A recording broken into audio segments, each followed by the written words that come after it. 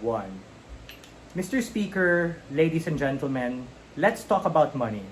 If money is the sole metric that Prime Minister talked about, we think we're going to win on money, and we are going to talk about how at best their side secures and creates a funnel, but when you look at the funnel, it's large at the top and tapered at the bottom, which means over time, when you create sequels, when you expand the universe, yes, you have an existing population, but that is unlikely to grow because it gets more and more fringe, more and more specific. That is to say, for every subsequent Star Wars or Marvel franchise and spin-off, yeah, you have a secured audience, but that isn't as big compared to being able to take the risk and create other forms of original content. I'd even posit that on our side, we're able to co-opt their benefits, wherein this debate is about priority. It's not an either-or, and on our side, we're gonna spend most of our time on originals, but we can still have better quality sequels and extensions on our side, of which are more cherry-picked, as opposed to their side, where you hack and slash in the dark and expect everything to be a Top Gun Maverick 2. What is my extension? Responses will be integrated. I am going to explore the economic incentives of popular production companies to do the following things. Number 1, what allows them to retain the dominant market share in the overall industry and be able to carve towards certain genres to be able to box out the competition. Number 2, compete with rising competitors, which include but are not limited to indie film promoters like all that French bullshit, Blumhouse or 824 Productions, or even, more importantly, streaming services, ladies and gentlemen, and their original content, the likes of Squid Game on Netflix or HBO being Game of Thrones. Thirdly, we're going to talk about the particular go-to-market strategy in order to be able to release more movies in the box office and get more spots in streaming services, because ultimately there's a finality of what you can do in a year, and we need to be able to pick and choose our shots like a sniper, as opposed to them where it's like a shotgun approach, hoping things stick. Firstly, for every successful movie like Top Gun 2, you have a dozen of other ignored and failed ones, like what we see in the big box office or what we see getting limited views on streaming services. Government side is succumbed to a survivorship bias, ladies and gentlemen, wherein at best, it lulls them into a false sense of security. This worked. But contrary to popular belief, good can always become better. I'll take you in a while, man. Good can always become better at a point in which we push them to milk their creative juices and be able to hire more people to be able to figure out what new concept you can do. This trickles down to the audience, people of which they have to cater to, especially children, in order to give them better quality things. Why is that the case? We think these particular individuals essentially have a monopoly over IP.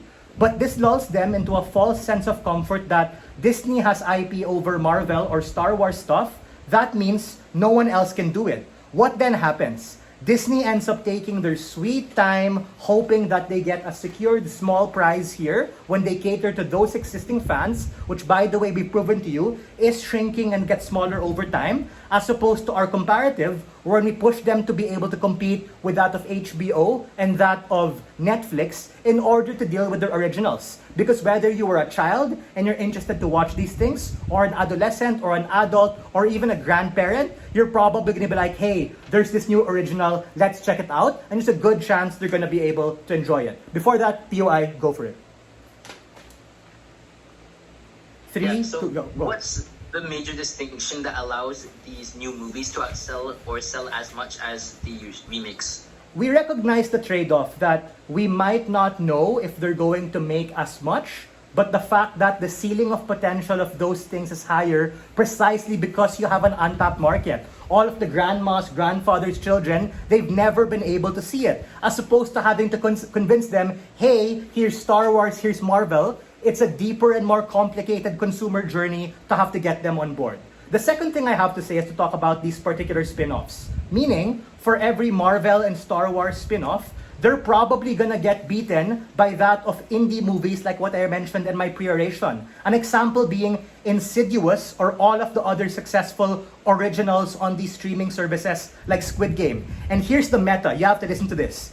For every subsequent Insidious remake or Insidious sequel, Insidious 2, 3, and 4, those end up becoming absolutely dog shit compared to the original. So if you're a big office, big box production house, if you want to be able to deal with them, you need to be able to go with that. Round 2, go for it, sure. Yeah, so we're not talking about spin-offs we never had. So where does the harm then apply to our side? In debate, it's quite strategic to take a hard stance, so we're not debating these small fringe gray areas. So your side has to be able to defend why majority of your resources and capacity have to go to these spin-offs. I'm not saying you have to make like the 999th movie, but you also have to be able to engage and defend that particular comparative. In fact, we're going to tell you that on our side, we're taking a very narrow approach, but it's ultimately a more profitable one, wherein we say it's more targeted. 80-90% of our effort is going to be on these originals, but we can still tactically choose certain remakes that we want to do. It's just not something that's an ultimate priority. What is the last thing we're going to talk about? The last thing we're going to talk about is a response to what they said about children, because we think children are particularly important. Let's just vibe check this, guys. Do kids really watch Frozen and Cars 2? Or do they probably rewatch over and over again DVDs or videos and clips of the original? It's probably that. But even if it's not, you have to understand their incentive. They crave a sense of novelty. They watch things like Cocomelon, YouTube Kids, their favorite content creators. Heck, I'm not even sure if kids watch anymore because their attention span can't take it. That's why they do things like play Roblox and Minecraft. I'm not generalizing. I'm just telling you how children likely operate. What have we told you on our side of the house thus far? We've told to you about how the economic upside of creating your own content allows you to position yourself in a way that boxes out other competitors and ultimately presents a potentially more attractive upside as opposed to the diminishing marginal utility and downtrend every succeeding spin-off and remake and sequel that you get, which is something that their side has to defend. And for all of these reasons, we think the motion should fall. Thank you very much.